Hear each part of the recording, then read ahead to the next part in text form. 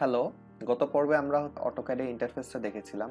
আজকের পর্বে আমরা অটোক্যাড শুরু করার জন্য যে জিনিসগুলো একদম ঠিক করেই নিতে হয় অথবা যেগুলো জানা বাধ্যতামূলক সেগুলো সম্পর্কে দেখব।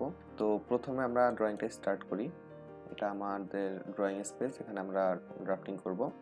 তো প্রথমে যে জিনিসটা জানা দরকার, আমরা নর্মালি একটা মানুষ একটা ইউনিটে কাজ করে অথবা আমাদেরকে কাজের সুবিধার্থে বিভিন্ন সময় বিভিন্ন ইউনিটে কাজ করতে হয়। তা আমার কাজ যদি থাকে ফিটে, আমি যদি কাজটা মিটারে করতে যাই সেটা আমার জন্য অনেক কঠিন হয়ে যায়। সেজন্য অটোক্যাডের মধ্যে আমাকে ইউনিটটা প্রথমে সেট করে নেওয়া দরকার হয়।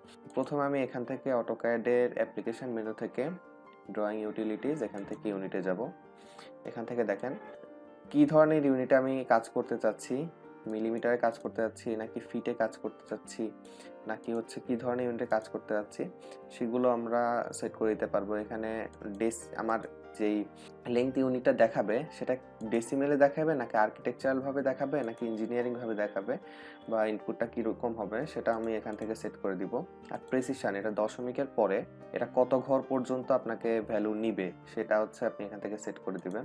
তারপরে অ্যাঙ্গেল টাইপ, আপনার যে অ্যাঙ্গেলগুলো দিবেন সেটা কিরকম দিবেন, রেডিয়ানে দিবেন নাকি ডেসিমেল ডিগ্রিতে দিবেন সেটা এখানে দিয়ে দিবেন। তারপর প্রেসিশন, সেটাও সেম, কত ঘর দশমিকের পরে আপনি কত ঘর পর্যন্ত নিতে যাচ্ছেন। আর এই জিনিসটা কি, আপনার অটোক্যাড, এটা খুব জরুরি একটা জিনিস। অটোক্যাডে সবসময় অ্যান্টি ক্লকওয়াইজ আপনার ভ্যালুগুলো নেয়, অ্যান্টি ক্লকওয়াইজ মানে অ্যাঙ্গেলের ভ্যালুগুলো। তো আমি যদি এটাকে ক্লকওয়াইজ নিতে চাই, আমার ভ্যালুগুলো সবসময় ক্লকওয়াইজ নিব, সেক্ষেত্রে আমি এখানে ওকে দিয়ে দিব। তারপরে এটা ইম্পর্টেন্ট, এটা সবার আগে করে নিতে হবে। আমাদের যেটা হয় যে আমরা দেখা যায় যে বেশিরভাগ সময় একটা ইউনিট নিয়ে কাজ করি, যেমন সিভিল ইঞ্জিনিয়ারিং এ যারা কাজ করে বেশিরভাগ সময় তাদের কাজ ফিট নিয়ে হয়, ফিট অথবা ইঞ্চি নিয়ে হয়। তো প্রত্যেকবার অটোক্যাড খুলে এগুলো সেট করাটা ঝামেলা। সেখানে যে জিনিসটা আসে সেটা হচ্ছে টেমপ্লেট।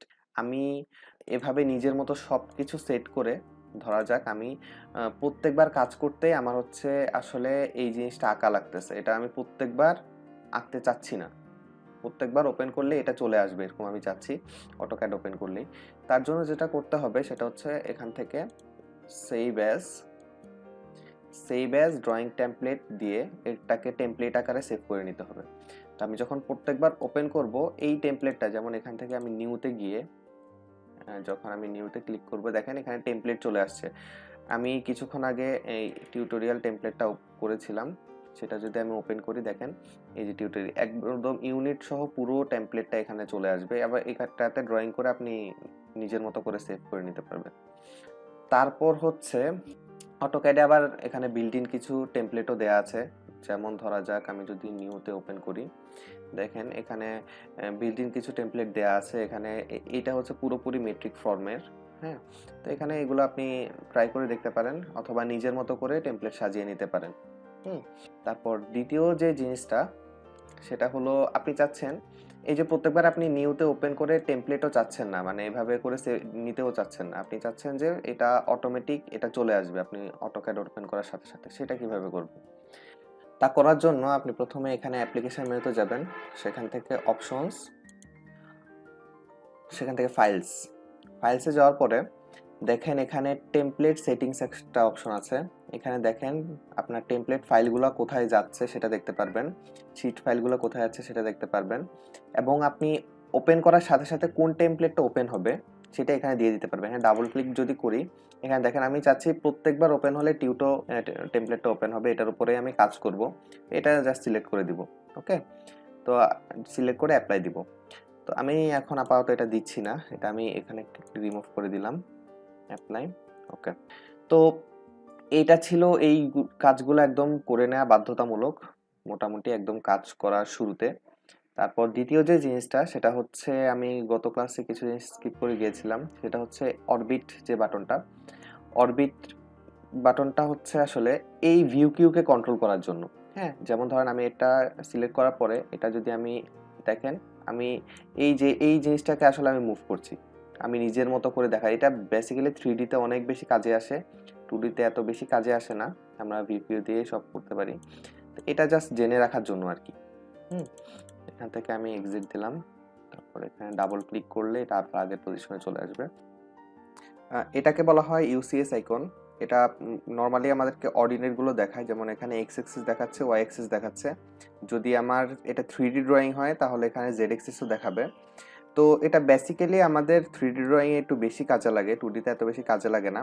তো দেখেন এখানে আমি যদি জুম আউট করি, এইটা এই জায়গায় ফিক্স। এটা অনেক ক্ষেত্রে আমাদের সমস্যা ক্রিয়েট করে ড্রয়িং করার সময়। আমরা এটাকে যদি ফিক্স করতে চাই, আমি এখানে যদি ইউসিএস আইকন লিখে এন্টার দেই, দেন আমি যদি এটাকে নো অরিজিন করে দিই বা এন লিখে যদি এন্টার দেই, যদি ও লিখে এন্টার দেই তাহলে এটা অফ হয়ে যাবে, আর যদি নো লিখে এন্টার দেই দেখেন এইটা এই জায়গায় ফিক্স হয়ে গেল, ঠিক আছে। অথবা এটাকে আপনি অফও করে দিতে পারেন, 2D এর ক্ষেত্রে এত বেশি কাজে আসে না, বাট এটা নো অরিজিন করে রাখাই ভালো। তারপর অটোক্যাডে আরেকটা যেটা অনেকের সমস্যা হয় সেটা হচ্ছে জুম আর প্যান নিয়ে। সেটা এখানে ক্লিক করে প্যান করা যায়। আমরা নর্মালি আপনারা সবসময় প্যান করবেন, আপনাদের যে স্ক্রলিং হুইলটা আছে সেটাই ক্লিক করে দেবেন, সেটাও একটা বাটন কিন্তু, সেটাকে ক্লিক করে ধরেন, তারপর এদিক সেদিক ক্লিক করে ধরে এদিক সেদিক নিলে এটা এদিক সেদিক যাবে। এবং আপনি যে বরাবর জুম করতে চান, যেমন ধরা যাক আমি এ বরাবর জুম করতে চাই, এখানে আমি এই কার্সরটা রেখে এখানে জুম করলে এই জায়গায় জুম হবে। এখানে যদি আমি স্ক্রলিং হুইলটা সামনের দিকে নেই এখানে জুম হবে, আবার যদি পেছনে আনি জুম আউট হবে। আবার এখানে রেখে যদি স্ক্রলিং হুইলটা সামনের দিকে নিই জুম হবে, আবার পেছনের দিকে নিলে জুম আউট হবে। তো এই জিনিসটা অনেকের সমস্যা হয়, এটা বারবারই দেখিয়ে দেওয়া উচিত। হ্যাঁ, কারণ এখানে হয়তো সমস্যা হবে না, কিন্তু বড় ড্রয়িং যখন আমরা করব এখানে মডেল স্পেসে অনেক ড্রয়িং থাকবে, এখানে জুম ইন জুম আউট করতে অনেক ধরনের সমস্যা হয় অনেকের, তো এটা জেনে রাখা দরকার। তারপর হচ্ছে অটোক্যাড ফাইল কিভাবে সেভ করব সেটাও এই ভিডিওতেই দেখিয়ে দেই। তো ধরা যাক আমি এটা কিছু কাজ করলাম, এটা হচ্ছে আমি কিছু কাজ করলাম, এটা আমি সেভ করব কিভাবে। এখান থেকে আমি যাব সেভ অ্যাজ, তারপর যেখানে আমি সেভ করতে চাই, আমি ডেস্কটপে সেভ করতে চাই, একটা নাম দিয়ে আমি সেভ করে দিব। হ্যাঁ, তো সেভ করার পরে তো প্রত্যেকবার আমার বারবার সেভ করতে হবে না, জাস্ট কন্ট্রোল এস ক্লিক করলে এটা সেভ হয়ে যাবে। আমি প্রত্যেকবার কাজ করার পরে এটা একদম বাকি সব সফটওয়্যারের মতো সেম, একদম কোনো সমস্যা নেই। আবার যদি কন্ট্রোল শিফট এস দিই তাহলে আবার সেভ এস চলে আসবে। আমি যদি অন্য ফাইলে এটা সেভ করতে চাই কন্ট্রোল শিফট এস দিলে চলে আসবে। মাইক্রোসফট ওয়ার্ডে বা এক্সেলে যেখানে আপনারা কাজ করেন ঠিক যেভাবে সেভ করেন এই সিস্টেমটাও সেম। তো পরের ভিডিওগুলোতে আমরা টুল, ডাইমেনশন এগুলো নিয়ে আলোচনা করব, লেয়ার এগুলো নিয়ে প্রত্যেকটা ভিডিওতে এই সব কিছু নিয়ে আলোচনা করব।